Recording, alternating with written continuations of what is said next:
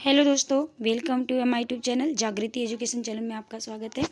आज मैं आप लोगों के सामने फिर से अनेक शब्दों के एक शब्द लेकर उपस्थित हूँ जो आपके आने वाले एग्जाम के लिए अति महत्वपूर्ण है। ये आरओ और एआरओ के लिए विशेष महत्वपूर्ण है। इसके अलावा जिस किसी में भी हिंदी आ रहा है, ये टॉपिक आ रहा है, तो यहाँ से पढ़ कर ये ले सकते हैं।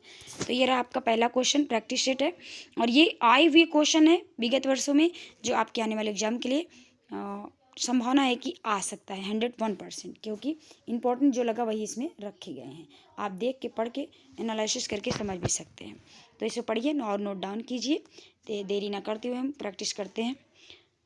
पहला प्रश्न है, पश्चिम और उत्तर दिशाओं के मध्यस्थ कोण को कहते हैं। क्वेश्चन को वेरी केयरफुली होकर रीड करना चाहिए और ताकि आंसर देने में आसानी हो। पहला ए है ईशान, बी है नैऋत्य और सी है वायव्य और डी है आग्नेय कोण। तो अब कोण होते हैं, जैसे दिशाएं 10 होती हैं, पूरब पश्चिम उत्तर दक्षिण, और ये चारों कोण होते हैं हर कोने में, और आसमान और धरती ऊपर और नीचे लेके 10 दिशाओं को 10 दिशा होती है। नॉर्मली 4 हम बढ़ते हैं। अब ये देखो कोण कैसे हुआ है। इसका राइट आंसर है, वैसे बता दें आपको, आई होप आप लोग लगा लिए होंगे।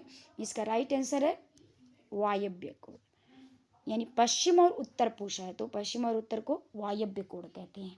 और अगर पूछ लिया आपसे कि पूरब और उत्तर के कोण को क्या कहते हैं, पूरब और उत्तर कोण के ईशान कोण कहते हैं। जैसे दिशाएं 4 हैं, अब इन 4 दिशाओं में ऐसे कोण बनता है, यानी एक ये हो गया पूरब, ये हो गया पश्चिम, ये हो गया उत्तर, ये हो गया दक्षिण। अब पूछा है कि इसमें देखिए, हम आपको डिटेल समझाते हुए चलेंगे कि पश्चिम और उत्तर, ये रहा पश्चिम और ये रहा उत्तर, तो इसके बीच के कोण को हम क्या कहेंगे? इसको कहेंगे हम वायव्य कोण, जो कि आपका क्वेश्चन है, वायव्य कोण। और इसके आगे अगर पूछ लिया है आपको कि पूरब और उत्तर, ना पूछ के आपको पूछ लेंगे कि उत्तर और पश्चिम, पूरब और उत्तर के कोण को क्या कहते हैं, तो यहाँ कहते हैं ईशान कोण। क्या कहते हैं? ईशान कोण कहते हैं। अगर इसको ना पूछ के इन चारों में से कोई पूछ सकता है, ये आया हुआ क्वेश्चन है तो इसके अलावा बदल भी सकता है दिशाएं।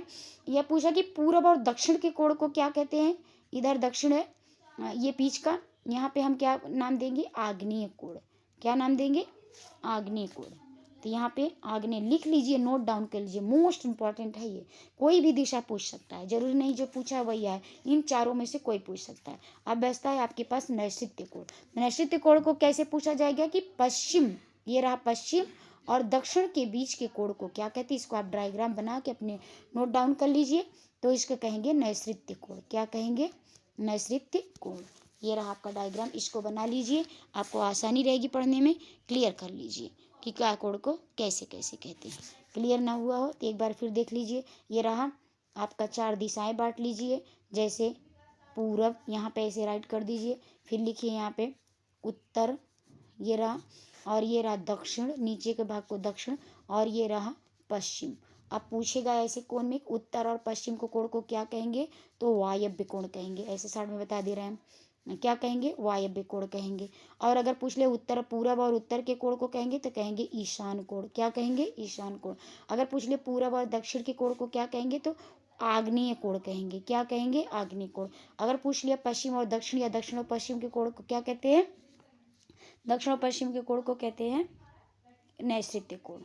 ऐसे करके डायग्राम बना के उसको दिमाग में बैठा लीजिए। इन चारों में से कोई एक पूछ सकता है, एग्जैक्ट यही भी आ सकता है। तो आप तैयार रहो, जिस प्रकार से भी क्वेश्चन करें आप आंसर उसका सही दे के आओ। नेक्स्ट क्वेश्चन देखते हैं। ऐसी जीविका जिसका कुछ ठीक ठिकाना ना हो के लिए एक शब्द है, अथवा ऐसे क्वेश्चन भी आते हैं इसमें, ऐसी जीविका जिसका कुछ ठीक ठिकाना ना हो, तो इसके लिए भी को आते हैं आपके शब्द। इसके अलावा 2 क्वेश्चन इस पे बनते हैं। जैसे आपको बता दें कि अनिश्चित जीविका के लिए एक सही शब्द लिखिए, तो दोनों का आंसर होगा ऐसे।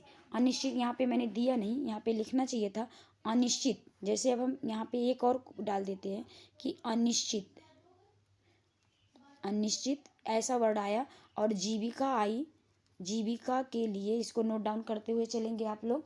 अनिश्चित जीविका के लिए एक सही शब्द, क्या बोलेंगे हम?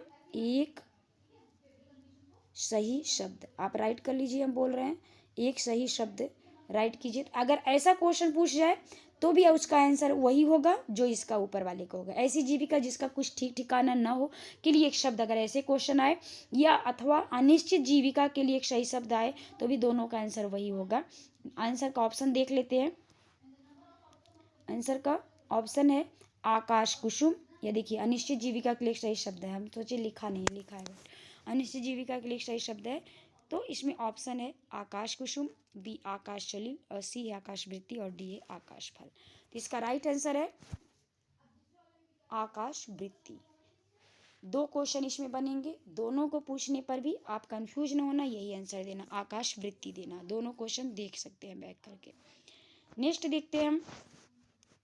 नेक्स्ट क्वेश्चन है जिस पर हमला न किया गया हो, वाक्यांश के लिए एक शब्द है जिस पर हमला न किया गया। ऑप्शन ए है आक्रांता, बी है अयोध्या, सी है आक्रामक, और डी है अनाक्रांत। जिस पर आक्रमण न किया गया, वेरी सिंपल, ऑप्शन डी अनाक्रांत।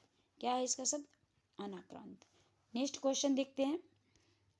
जिस पर आक्रमण हो के लिए उपयुक्त शब्द है। अगर आक्रमण न किया गया हो तो अनाक्रांता, और आक्रमण किया गया हो तो इसका ऑप्शन है आक्रांता, आक्रांत, अजेय, अभियुक्त। तो इसका राइट आंसर है आक्रांत, आक्रांता। क्या है? आक्रांता। देख लेना, दोनों क्वेश्चन आए हुए हैं और दोनों ही इंपॉर्टेंट हैं। नेक्स्ट देखते हैं। जो बहुत मंद गति से कार्य करता हो, उसके लिए एक शब्द है, वो शब्द क्या है? ऑप्शन है आपके सामने मंथर, मंथर, सत्वर, दीर्घसूत्री, मंदाक्रांता। तो इसका सही ऑप्शन है मंथर। क्या है? मंथर।